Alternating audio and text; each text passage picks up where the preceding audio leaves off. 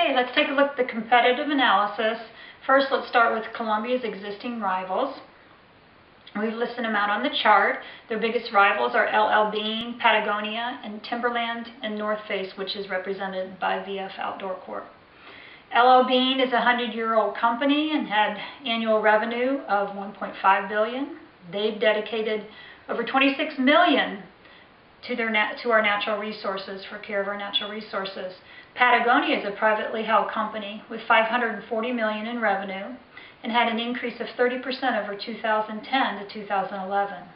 They donate 1% of their sales to the environment, and they attribute this dedication to their success of doubling their revenue since 2008. VF Corporation is the aggressive powerhouse in the industry with revenue of $9.5 billion. They have an international multi-brand strategy, have brands such as North Face Vans, JanSports, and Eastpak. Their outdoor and action sports industry represented 42% of their revenue, and they predict double-digit growth in fourth quarter of 2012. The competitors all market multiple brands that all offer innovation, quality, and performance. They engage in creative and aggressive marketing. They have diverse objectives and strategies. The customer brand loyalty is high and therefore less likely for the buyers to switch. And the outdoor industry is experiencing strong growth, and analysts expect this to continue. And that therefore we classify the existing rivals as moderate. Looking at the next slide, similar, we'll look at Quiksilver. They have different competitors such as Billabong International, Nike, which is their Hurley brand, and VF brand of reefs and vans. Billabong International is an Australian company recording revenues of $1.7 billion. Nike's Hurley brand is an innovative and original surf brand for Nike, and Nike quoted Hurley's 2011 revenue of $252 million. VFC's Vans product line revenue is experiencing extreme growth. They expect their growth to continue through 2016 at a rate of 13%. All these are similar to Columbia's rivals. All these companies market multiple brands. They engage in creative and aggressive marketing, and their customers can be loyal and considered high, but less likely for the buyers to switch. So we classify their existing rivals, as moderate as well. Let's take a look at the threat of new entrants into the marketplace for Columbia and Quiksilver. The apparel and footwear industry is ever changing with new designs, product innovation, and brand recognition.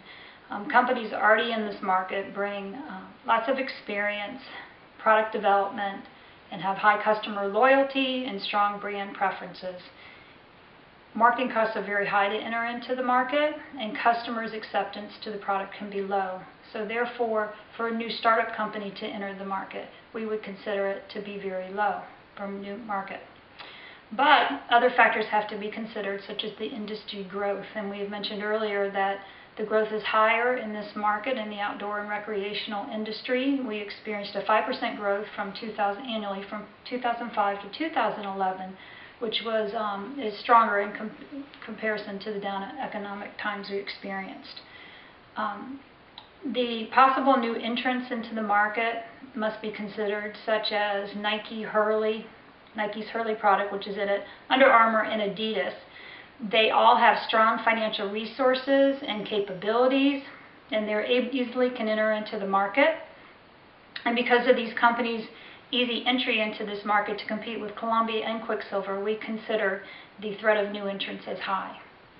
Finally, let's take a look on the last slide of bargaining power of the suppliers and the bargaining power of the buyers.